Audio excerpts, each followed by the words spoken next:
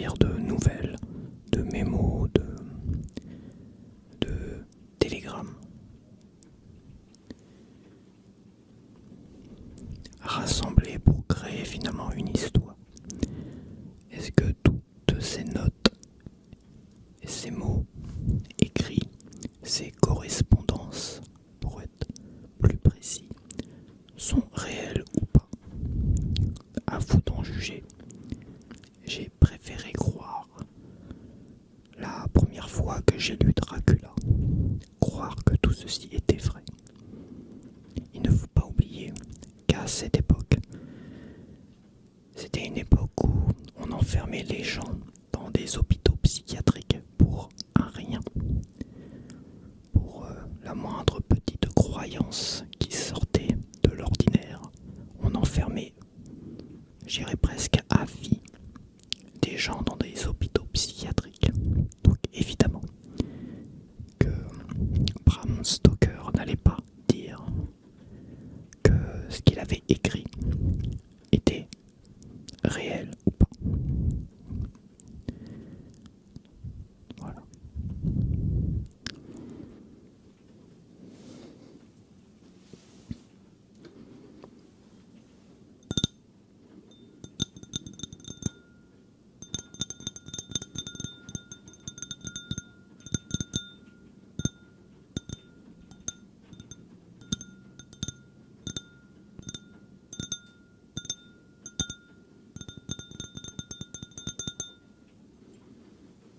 J'ai juste rincé mon verre.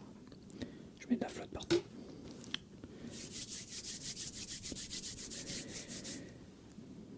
Donc, évidemment, pour m'accompagner, j'ai pas pris de latte à la citrouille parce que de toute façon, je n'en ai pas. J'ai pris quelque chose que j'avais conservé dans mon frigo un temps et qui va très très bien avec le récit que je vais vous lire, au moins le début que je vais vous lire. Je vous laisse deviner ce qu'il y a dedans.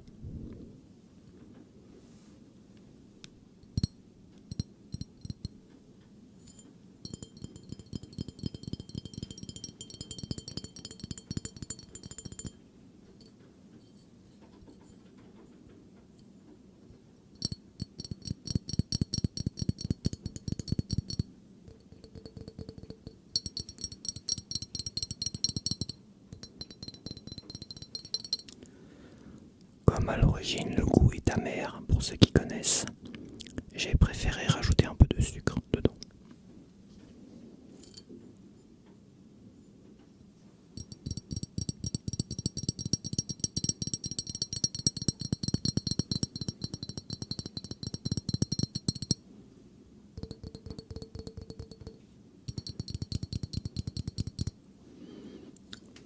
Certaines,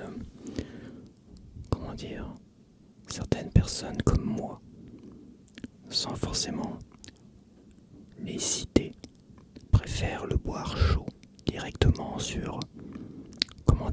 à l'origine, à la source. Préfèrent le boire chaud ou tiède. Personnellement, je le préfère frais. Mais chacun a ses propres goûts.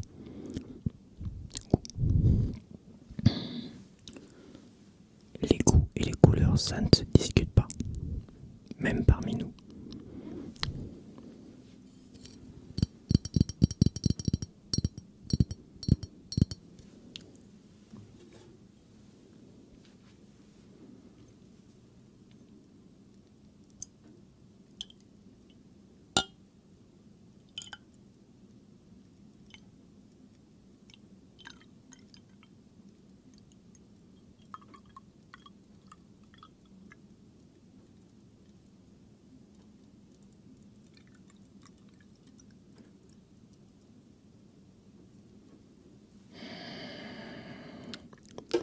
J'en salive d'avance.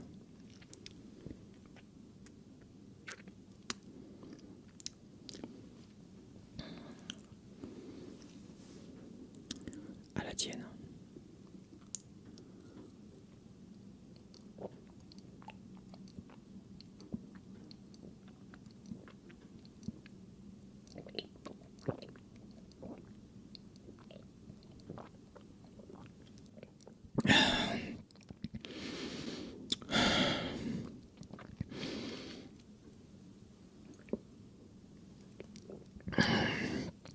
je prends de l'énergie avant de commencer mon récit. Ah, ouais, c'est bon.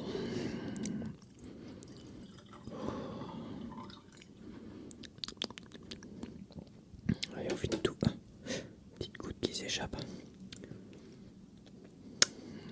La vôtre, la tienne et la vôtre.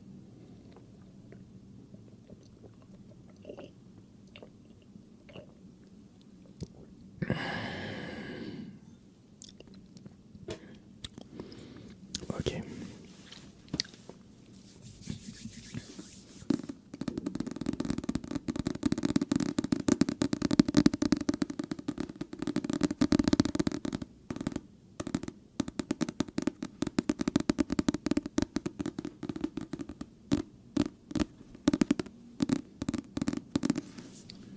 Je vais essayer de faire une lecture lente et proche du micro.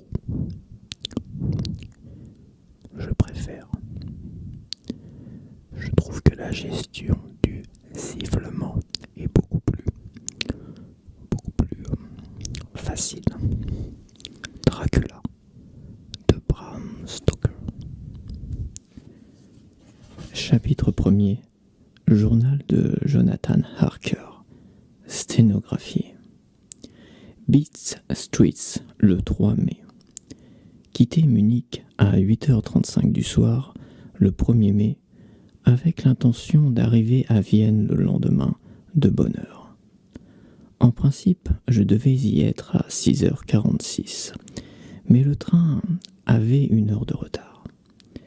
Si j'en crois ce que j'ai entrevu de mon wagon et la petite flânerie que j'ai pu me permettre dans ces rues, Budapest est un endroit merveilleux. J'avais peur de me retrouver trop loin de la gare d'où, en dépit de notre retard, nous devions repartir si possible à l'heure normale. Ma plus profonde impression fut que nous quittions l'Occident pour pénétrer en Orient. Il suffit de franchir le plus occidental des ponts qui enjambent le Danube, particulièrement large et profond ici, pour se retrouver parmi les traditions turques. Laisser Budapest à peu près à l'heure et arriver en pleine nuit à Klausenberg, je suis descendu à l'hôtel royal. Au dîner, je devrais plutôt écrire, au souper, on me présenta un poulet assaisonné au poivre rouge, excellent mais qui vous pousse à boire. Me rappeler que j'en ai demandé la recette pour Mina. Le garçon a précisé que je mangeais du paprika Handel, un plat national que je retrouverai où je le veux dans les Carpates. J'ai découvert que mes bribes d'allemand étaient fort utiles ici. Je ne sais pas comment je pourrais me débrouiller sans elles. J'avais profité de mon temps libre, à Londres, pour étudier au British Museum ouvrages et cartes relatifs à la Transylvanie. Quelques connaissances de la région ne me feraient évidemment aucun tort, puisque je devais traiter avec un gentilhomme de là-bas. Je découvris que la région à laquelle il faisait allusion s'étendait en bordure de 3 États, la Transylvanie, la Moldavie et la Bucovine, tous 3 au milieu des Carpates, une des régions les plus sauvages et les moins connues de toute l'Europe. Par contre, ouvrages et plans ne m'ont permis de localiser le château de Dracula. Il n'existe d'ailleurs de cette région particulière aucune carte qui puisse se comparer à nos cartes d'état-major. Je n'ai pu localiser que Beat Streets, ville de relais dont me parlait le comte Dracula. À en croire ce que je lisais, il s'agissait d'un endroit assez connu. À ce point de mon récit, je fais entrer quelques notes prises au British Museum. Elles me rafraîchiront la mémoire lorsque je raconterai mes voyages à Mina. 4 nationalités distinctes forment la population de la Transylvanie. Les Saxons, dans le sud, auxquels se sont mêlés les Valaques, descendants des Daces, les Magyars à l'ouest, les Zelklers à l'est et au nord. C'est chez ces derniers que je me rends. Ils prétendent descendre d'Attila et des Huns. Ce n'est pas impossible. Lorsque les Magyars ont soumis le pays, au XIe siècle, ils y trouvèrent les Huns déjà bien implantés. J'ai lu quelque part que toutes les superstitions du monde sont rassemblées dans le fer à cheval des Carpates, comme si elles formaient les limites d'un tourbillon où se concentrent les imaginations populaires. S'il en est bien ainsi, mon séjour ne manquera pas de me passionner. Ne pas oublier d'interroger le comte à ce propos. Je ne dormis pas bien. Non que mon lit fût inconfortable, mais j'eus toutes sortes de cauchemars. Un chien hurla toute la nuit sous ma fenêtre. Lui aussi, sans doute, joua son rôle dans mon insomnie. À moins qu'il ne s'agisse du paprika, car je suis resté assoiffé la nuit entière, même après avoir englouti toute l'eau de ma carafe. Je m'endormis à l'aube, sans doute profondément, car je ne m'éveillai que sous l'effet des coups impatients qui faisaient résonner la porte. Au petit déjeuner, on me resservit du paprika, une sorte de porridge à base de farine de maïs, qu'ils appellent mamaliga, des aubergines farcies, délicieuses, appelées impletata. J'en ai également pris la recette. J'ai dû avaler le tout en vitesse, car le train partait un peu avant 8 heures. Ou, plus exactement, aurait dû partir un peu avant 8 heures. Car après être arrivé en nage à la gare, vers 7h30, je dus attendre plus d'une heure dans mon wagon avant que le train ne s'ébranlât. Il me sembla que plus vous vous enfoncez à l'est, plus les trains méprisent les horaires. Qu'en est-il en Chine ? Toute la journée, le train apparut flâner, littéralement, à travers un paysage impressionnant de beauté. Parfois, nous apercevions de petites villes, des châteaux perchés au sommet des collines escarpées, comme on en voit sur les gravures des anciens missels. Parfois nous longions des rivières ou des torrents qui connaissaient de terribles crues, à en juger les épaisses protections de pierre qui les bordaient. Il en faut, d'ailleurs, des mètres cubes d'eau, et violents, pour rendre ces parois aussi propres. Je vais continuer cette fois-ci en chuchotant. Je vais mélanger chuchotement et voix basse. À chaque gare, des groupes de gens, des foules, parfois en habits multicolores, faisaient oublier la pauvreté locale. Certains ressemblaient sans plus à des paysans de chez nous, que l'on retrouve aussi à travers la France et l'Allemagne, vestes courtes, pantalons taillés au petit, bonheur, chapeau rond. D'autres étaient plus pittoresques. Les femmes semblaient jolies, sauf lorsque vous vous approchiez d'elles. Toutes avaient des tailles empâtées. Elles arboraient d'énormes manches blanches et, presque toutes, de larges ceintures garnies de morceaux de tissu qui flottaient autour d'elles, comme pendant une danse rapide. Les Slovaques étaient bien les plus étranges silhouettes qu'il fût possible d'imaginer, plus barbares que les autres, avec leurs immenses chapeaux de cow-boy, leurs pantalons bouffants d'un blanc dégoûtant, leurs chemises de lin et leurs immenses ceintures de cuir, larges de quelques 30 cm et rehaussées par des clous de cuivre, chaussés de hautes bottes qui engloutissaient leurs bas de pantalon. Ils arboraient de longs cheveux noirs et d'énormes moustaches, pittoresques sans doute, mais en aucun cas sympathiques. Sur scène, ils auraient fait fortune dans le rôle de brigands orientaux. Et pourtant, à ce que je me suis laissé dire, ils sont tout à fait inoffensifs, voire timorés. La nuit était déjà tombée lorsque nous arrivâmes à Bistritz, un vieil endroit assez intéressant. Quasiment à cheval sur la frontière, le col de Borgo, aux portes de la ville, mène directement en Bucovine. La ville ville a connu une existence orageuse dont elle porte toujours les cicatrices. Voilà 50 ans, elle subit à 5 reprises de terribles incendies qui la ravagèrent. Dans les premières années du XVIIe siècle, elle soutint un siège de 3 semaines qui coûtèrent 13 000 vies humaines, décimées aussi bien par la guerre que par la maladie et la famine. Le comte Dracula m'avait invité à descendre à l'hôtel de la Couronne d'Or. À ma plus grande joie, je découvris qu'il s'agissait d'une maison à l'ancienne mode, propre à me faire connaître les mœurs et coutumes du pays. De toute évidence, on m'attendait car, à peine approché de la porte, je vis une femme déjà âgée, au visage avenant, habillée comme une paysanne, blouse blanche, long tablier, devant et derrière, d'une étoffe colorée et presque trop collante pour une femme décente. Lorsque je m'approchai, elle s'inclina et me demanda si j'étais le Herr anglais.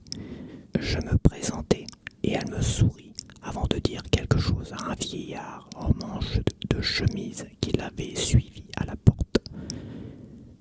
Il rentra pour revenir dans l'instant, porteur d'une lettre. La voici. Là, c'est une lettre écrite par Dracula. Mon ami, bienvenue dans les Carpates. Je vous attends avec impatience. Dormez bien cette nuit. La diligence partira pour la Bucovine demain à 15h. Une place vous est réservée. Au col de Borgotte, ma voiture vous attendra et vous conduira jusqu'à moi. J'espère que votre voyage de Londres s'est bien déroulé et que vous apprécierez votre séjour dans mon merveilleux pays. Votre ami Dracula. 4 mai. J'ai découvert que le propriétaire de l'auberge avait reçu, lui aussi, une lettre du comte lui demanda de me réserver la meilleure place dans la diligence. Pourtant, quand je lui demandai quelques détails, il me parut réticent et prétendit ne pas comprendre mon allemand. Le mensonge était évident puisque jusqu'alors il m'avait fort bien compris. En tout cas, il avait toujours répondu exactement à mes questions. Sa femme, celle qui m'avait reçu la veille, et lui se regardaient, comme effrayés. Il finit par marmonner qu'on lui avait envoyé de l'argent dans la lettre, et qu'il ne savait rien de plus. Lorsque je lui demandai s'il connaissait le comte Dracula, et s'il pouvait me parler de son château, il se signa en même temps que sa femme, après quoi, m'ayant affirmé ne rien savoir, tous deux refusèrent d'encore ouvrir la bouche. L'heure du départ approchant, je n'eus guère le temps d'interroger quelqu'un d'autre comme je l'aurais voulu, car la situation me paraissait bien mystérieuse et pas du tout rassurante. À l'instant précis où j'allais partir, la vieille dame monta dans ma chambre et implora, comme épouvantée, « Devez-vous y aller ? Mon jeune monsieur, devez-vous vraiment y aller ?»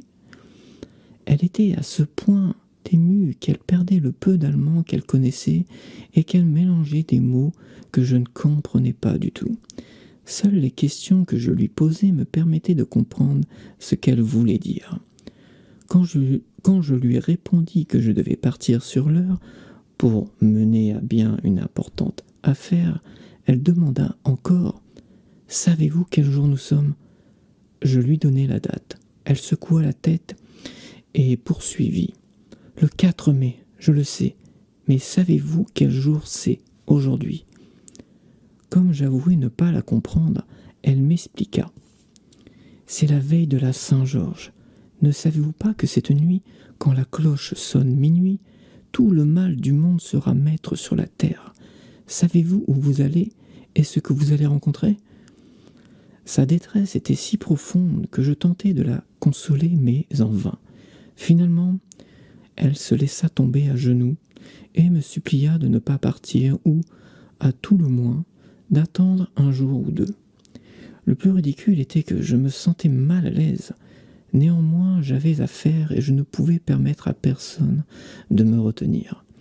Je tentai donc de relever mon hôtesse et lui dis, avec toute la gravité dont je fus capable, que je la remerciais de sa sollicitude, mais que mes affaires impératives m'obligeaient de partir. Elle se leva, essuya ses larmes et, saisissant le crucifix qu'elle portait autour du cou, me l'offrit.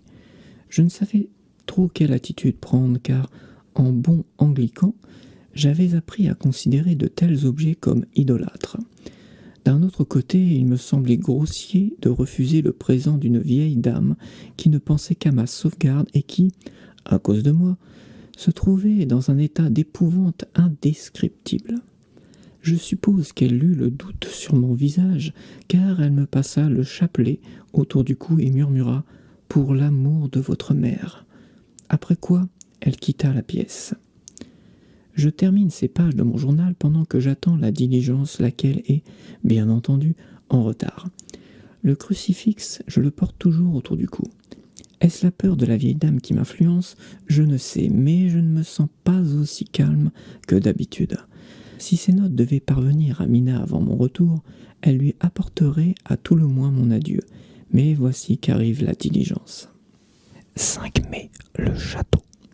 L'aube grise a rougi, et le soleil est déjà haut sur l'horizon distant qui semble déchiqueté d'arbres ou de collines, je ne sais, car il est si loin que toutes les choses, grandes et petites, semblent fusionner. Je n'ai pas sommeil, et, comme personne ne viendra m'éveiller, je puis fort bien écrire jusqu'au moment où le sommeil voudra de moi. Bien des événements étranges se sont déroulés et, pour que mon lecteur ne m'accuse pas d'avoir trop bien dîné avant de quitter Bistritz, qu'il me permette de décrire mon repas. Avec précision, on me servit ce qu'on appelle le steak du brigand, morceaux de lard, oignons et bœuf assaisonnés de poivre rouge, piqués sur des bâtonnets et rôtis à la flamme comme, à Londres, nous préparerions les abats.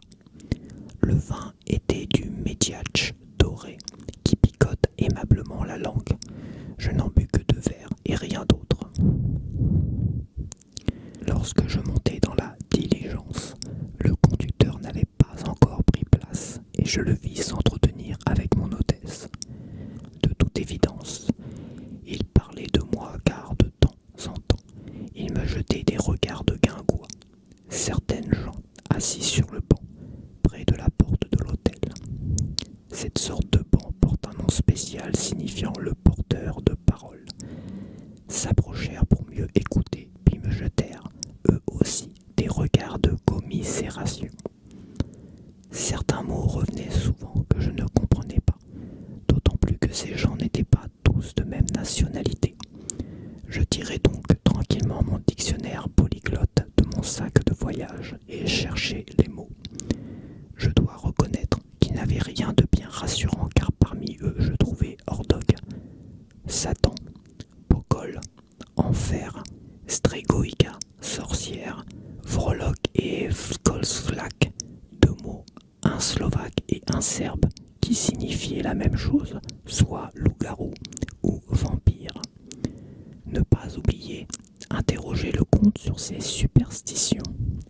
Lorsque la diligence s'ébranla, la foule, à présent rassemblée devant l'auberge, fit le signe de la croix et pointa 2 doigts dans ma direction. Un compagnon de voyage finit, non sans répugnance, par m'expliquer la raison de ce dernier geste.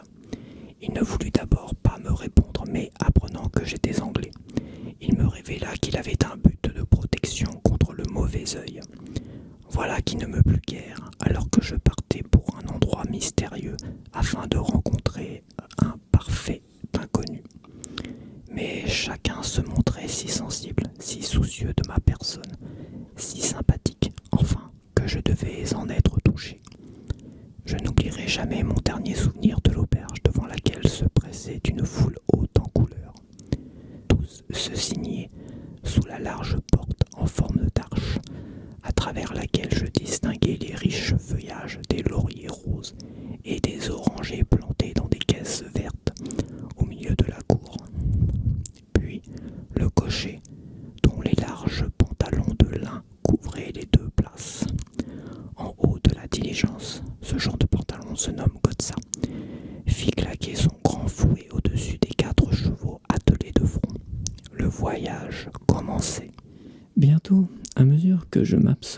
dans la contemplation du merveilleux paysage que nous traversions, je perdis de vue ces peurs surnaturelles. Pourtant, si j'avais compris la langue, ou plutôt les langues, de mes compagnons de voyage, je n'aurais sans doute pas été capable de me rassurer si vite. De part et d'autre, s'étendait une longue pente verte piquetée de bois et de forêts et, de ci, de là, de collines raides couronnées de bouquets d'arbres ou de fermes dont le pignon blanc dominait la route. Partout, les fruits faisaient comme des explosions de couleurs, pommes, prunes, poires, cerises.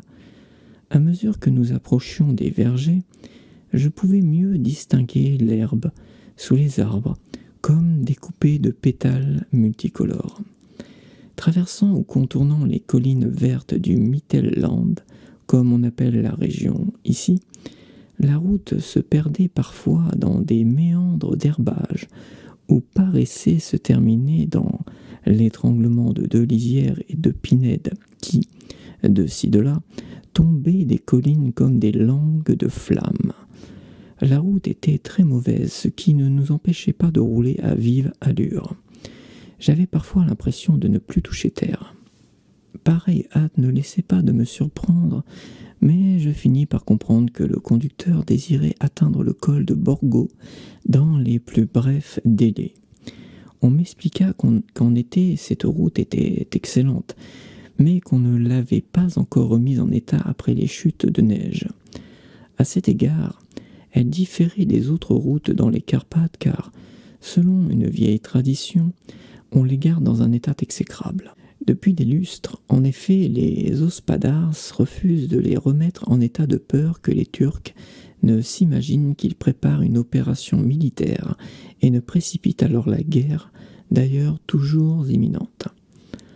Au-delà des vertes collines du Mittelland s'élevaient d'impressionnantes pentes de forêt qui menaient au pic hautain des Carpates.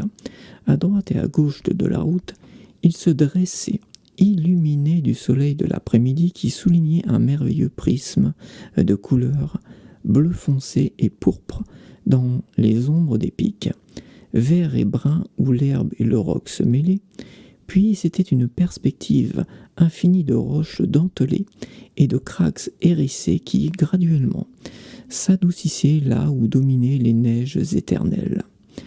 Un peu partout, la montagne présentait des anfractuosités à travers lesquelles, avec la complicité du soleil couchant, nous entrevoyions l'éclat blanc d'une chute d'eau.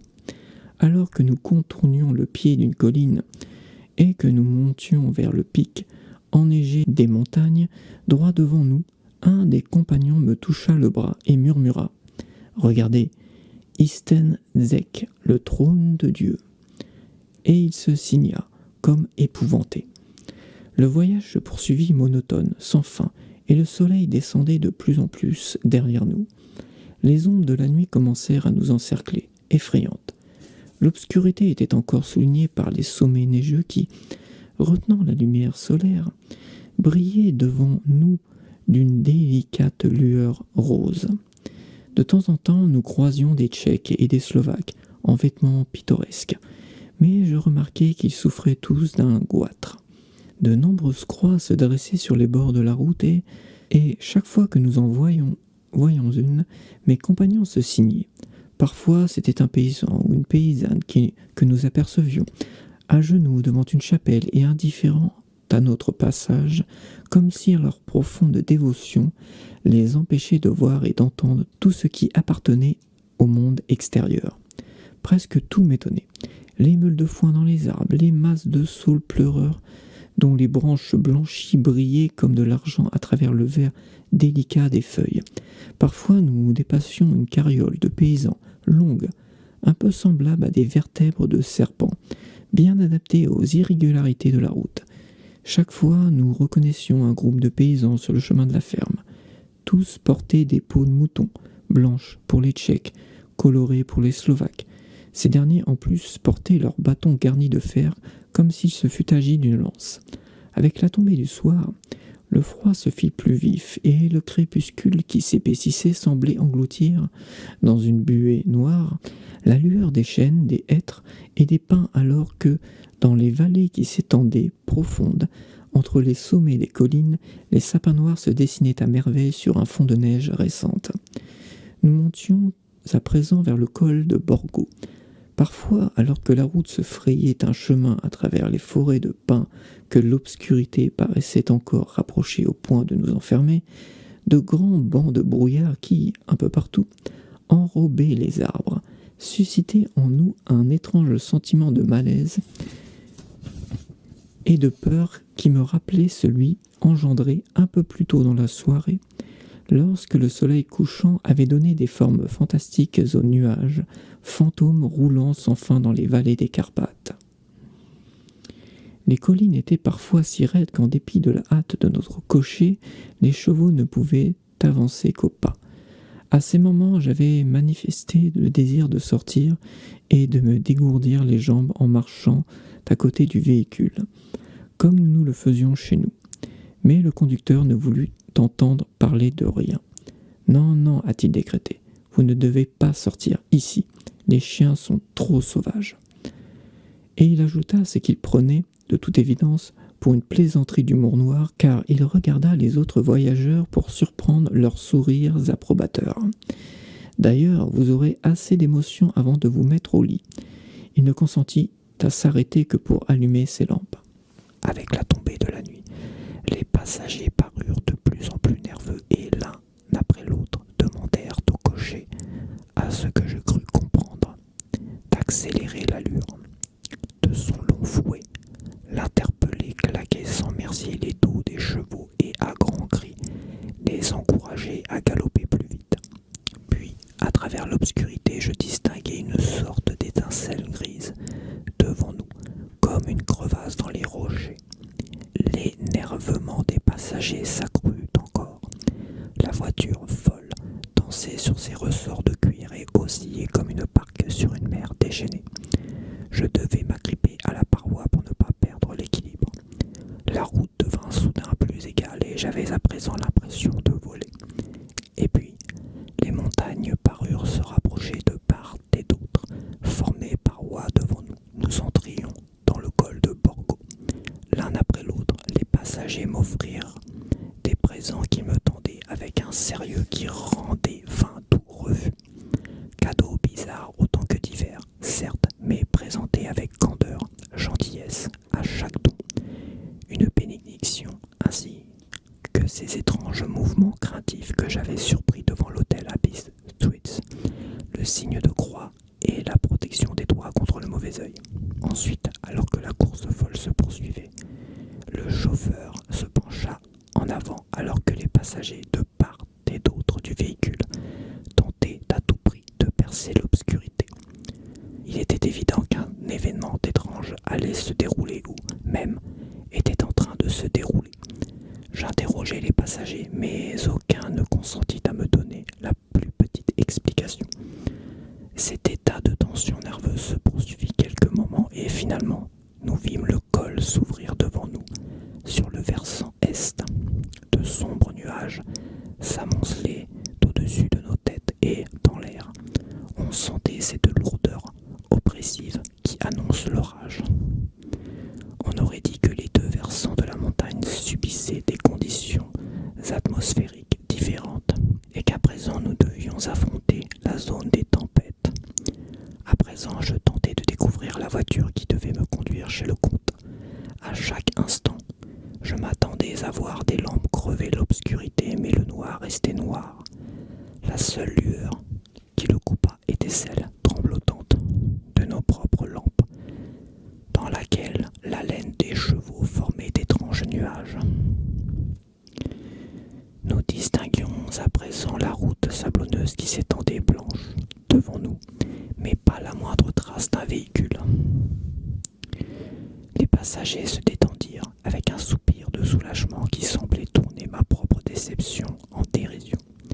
J'étais en train de me demander quel était le meilleur parti à prendre lorsque le conducteur regarda sa montre et marmonna aux autres quelque chose que je ne pus quasiment pas entendre tant il parlait bas.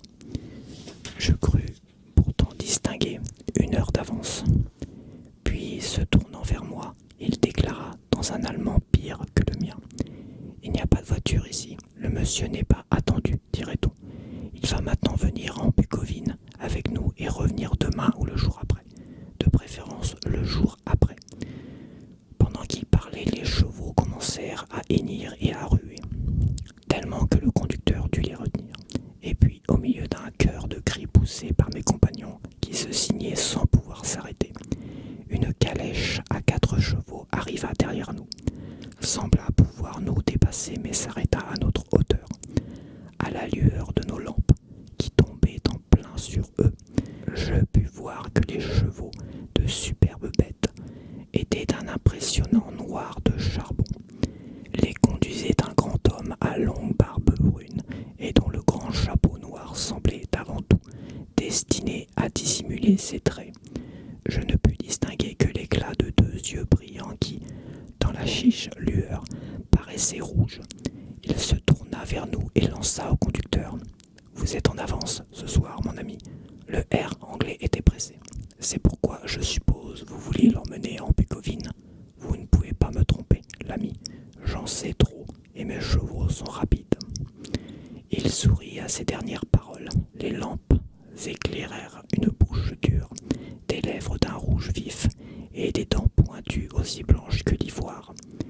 L'un de mes compagnons se pencha vers son voisin et lui murmura un des vers de la Léonore de Burger. « Den die Toten reiten schnell » Ça veut dire « car les morts voyagent vite ». L'étrange conducteur surprit ces paroles, car il regarda le passager avec un sourire qui brilla dans l'obscurité.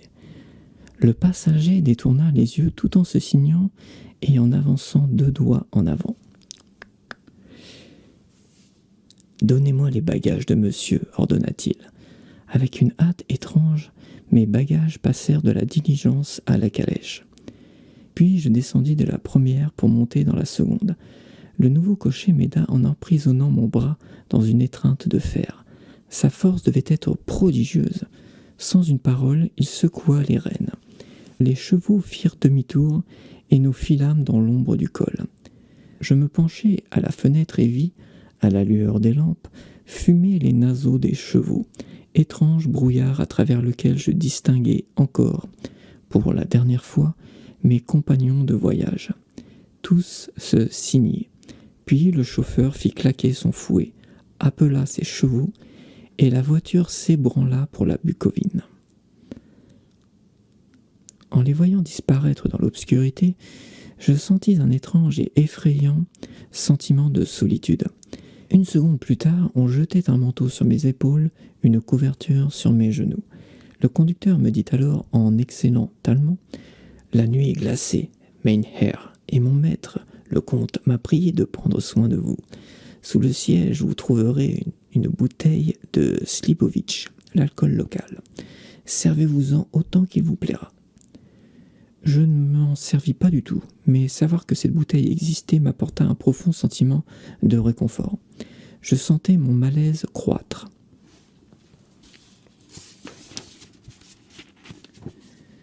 Je crois bien que si l'on m'avait donné le choix, j'aurais préféré n'importe quoi plutôt que de poursuivre cette mystérieuse expédition.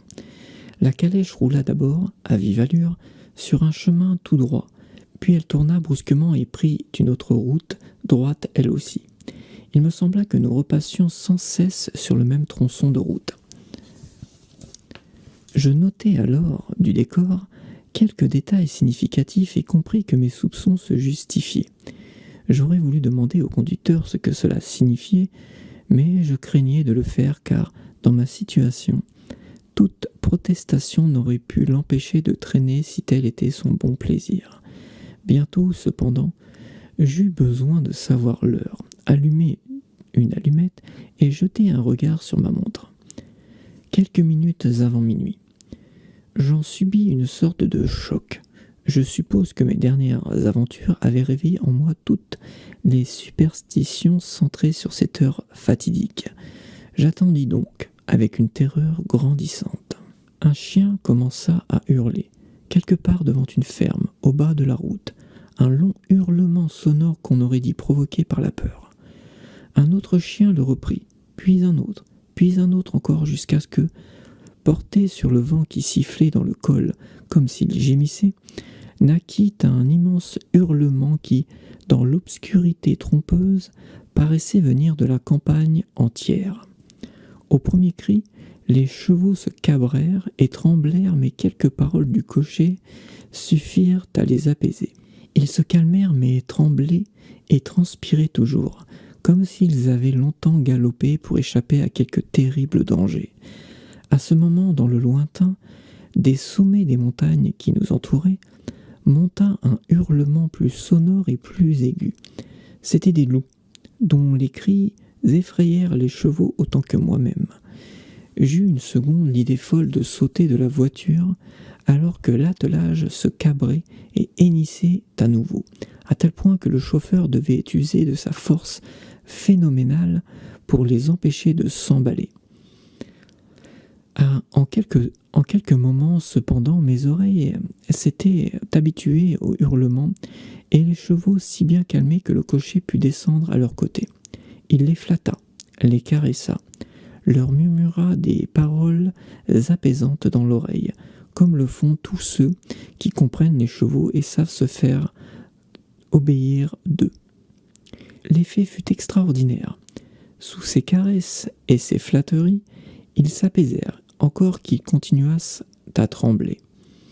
Le conducteur regagna son siège et, reprenant les rênes, repartit à toute allure. Cette fois, après avoir franchi le col, il prit soudain à droite dans un chemin étroit. Bientôt, des arbres nous entourèrent qui, par endroits, formaient une véritable arche au point de me donner l'impression de galoper dans un tunnel. Et, à nouveau, d'énormes blocs de rochers déchiquetés nous surveillaient de part et d'autre de la route, menaçant. Bien que protégés par ces masses de pierres, nous pouvions entendre le vent qui sifflait et gémissait, entrechoquant les branches des arbres au-dessus de nos têtes. Le froid devenait toujours plus aigu.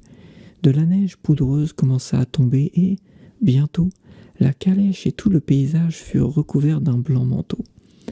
Le vent portait toujours les hurlements des chiens qui s'affaiblissaient. Pourtant, à chaque instant, par contre, ceux des loups se rapprochaient comme s'ils cherchaient à nous encercler. Mon épouvante s'en accrut, et celle des chevaux. Par contre, le conducteur demeurait parfaitement calme, regardant à gauche, puis à droite, puis encore à gauche. Je tentais de regarder, moi aussi, sans pouvoir percer l'obscurité. Soudain, loin sur notre gauche, je remarquai une petite flamme bleue qui tremblotait. Le conducteur la vit en même temps que moi. Il arrêta tout de suite les chevaux et, sautant sur le sol, disparut dans la nuit. Je ne savais que faire, d'autant plus que les hurlements des loups s'approchaient encore. Je m'interrogeais toujours lorsque le cocher réapparut soudain, reprit son siège, sans un mot, et nous repartîmes de plus belle. Je crois que je devais m'être endormi et avoir rêvé l'incident, car il sembla se répéter sans fin, comme, justement, dans les plus terribles cauchemars. Une fois même, la lueur brilla si près du chemin qu'en dépit de l'obscurité épaisse, je pus suivre les gestes du cocher. Il se précipita vers l'endroit où naissait la flamme, très faible car elle n'éclairait guère ce qui l'entourait, rassembla quelques pierres et les disposa en une forme étrange. Un peu plus tard, je subis un étrange effet d'optique, alors que le cocher s'interposait entre la flamme et moi.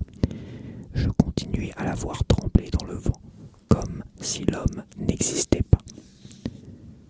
Voilà qui me stupéfia, mais l'illusion ne dura que quelques secondes. Je conclus que mes yeux, à force de vouloir percer l'obscurité, avaient fini par me jouer un tour. Puis, pendant assez longtemps, je ne vis plus de flammes et nous continuâmes à vive allure. Les loups, hurlant de plus belle, paraissaient former autour de nous un cercle de plus en plus rapproché. Et puis le cocher redescendit et s'éloigna plus qu'il ne l'avait jamais fait. Pendant son absence, les chevaux tremblèrent jusqu'à hennir de peur. À cette peur, je ne voyais nulle cause, car les hurlements des loups avaient soudain cessé. En une seconde, alors, la lune apparut d'entre les nuages de suie, au-dessus de la crête déchiquetée d'un rocher hérissé de faveur de la lumière, je distinguai autour de nous un cercle de loups, dents éclatantes, langue rouge, longs poils hérissés, sur des membres musclés. Ils me parurent 100 fois plus terribles dans ce silence que lorsqu'ils hurlaient. La peur me paralysa. Seule la vision même de pareilles horreurs permet à l'homme de mesurer toute leur puissance. Soudain, et tous ensemble, les loups reprirent leur hurlement, comme si la lueur de la lune exerçait sur eux un effet particulier. Les chevaux se cabraient, hennissaient, jetaient autour d'eux des regards désespérés, pénibles à voir, mais le cercle épouvantable ne se brisait pas pour autant. Nous restions prisonniers. Je hurlai au cocher de revenir. Ma dernière chance, me disais-je, consistait à briser le cercle des loups afin d'aider notre homme à revenir. Je hurlai et frappai sur les parois de la calèche, espérant effrayer les loups les plus proches et permettre au cocher de passer en toute sécurité. Comment il fut soudain près de moi, je ne sais, mais j'entendis sa voix s'élever, prendre le ton d'autorité irrésistible. Je le vis alors, au milieu de la route. Il tendait ses longs bras, comme pour repousser un mur invisible. Les loups reculèrent peu à peu, à nouveau silencieux. À ce moment précis, un lourd nuage masqua la lune et l'obscurité nous enveloppa une fois de plus. Lorsque je pus encore distinguer quelque chose, le conducteur grimpait sur la calèche. Les loups avaient disparu. Tout était si étrange, si effrayant qu'une terreur s'empara de moi au point de m'interdire la moindre parole, le moindre mouvement. Nous avions repris notre route dans une obscurité opaque. Les nuages qui roulaient dans le ciel avaient complètement étouffé la lune. Le voyage me paraissait à présent ne jamais devoir se terminer. Nous montions et descendions, mais à l'allure générale, je pouvais conclure qu'en fin de compte nous gagnions de l'altitude. Enfin, le cocher fit entrer l'attelage dans la cour intérieure d'un vaste château en ruine. Aucun rayon de lumière ne tombait des fenêtres. Les créneaux endommagés se profilaient, comme des dents, dans le ciel où brillait à nouveau la lune. Donc je te remercie d'avoir regardé cette vidéo. Je te dis à la prochaine.